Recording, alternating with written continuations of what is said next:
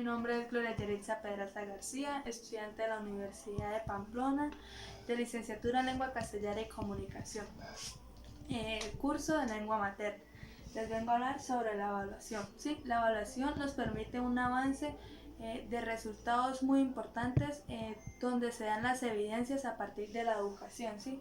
Es algo muy significativo para el estudiante y también para la sociedad.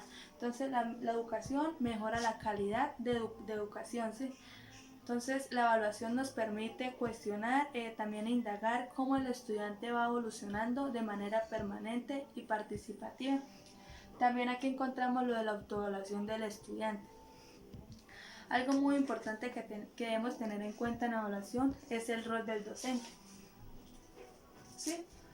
El rol del docente es donde en el aula se debe tener en cuenta lo curricular y cómo dan los procesos para ellos a través de las competencias, cómo el estudiante indaga, cuestiona y también trabaja a través del contexto en el que se encuentre. También en el aula cómo maneja a sus estudiantes, de qué forma les hace llegar lo que se quiere decir.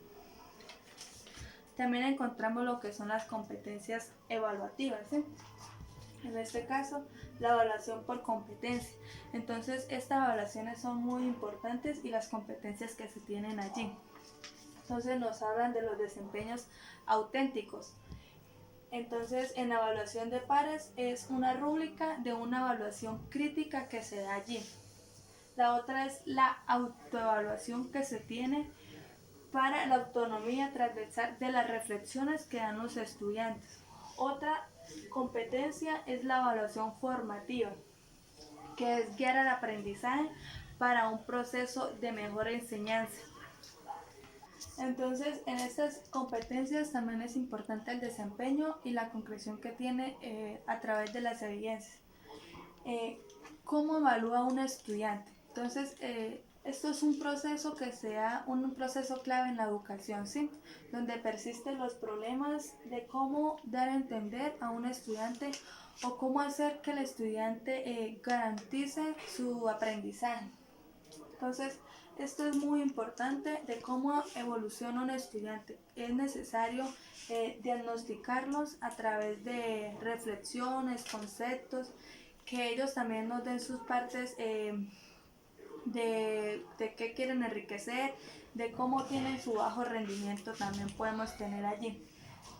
También encontramos las características que pues da uno con un estudiante de principio a fin, ¿sí? Entonces aquí encontramos lo que es la flexibilidad, lo integral, la continuidad, la sistemática y la práctica, ¿sí? Y la participación, que es muy importante. Entonces, aquí es el proceso que se va con el estudiante de un principio a fin. Entonces, también en la participación es como el estudiante demuestra su capacidad en el aula de clase, cómo desarrolla su expresión corporal y cómo también interactúa con el docente.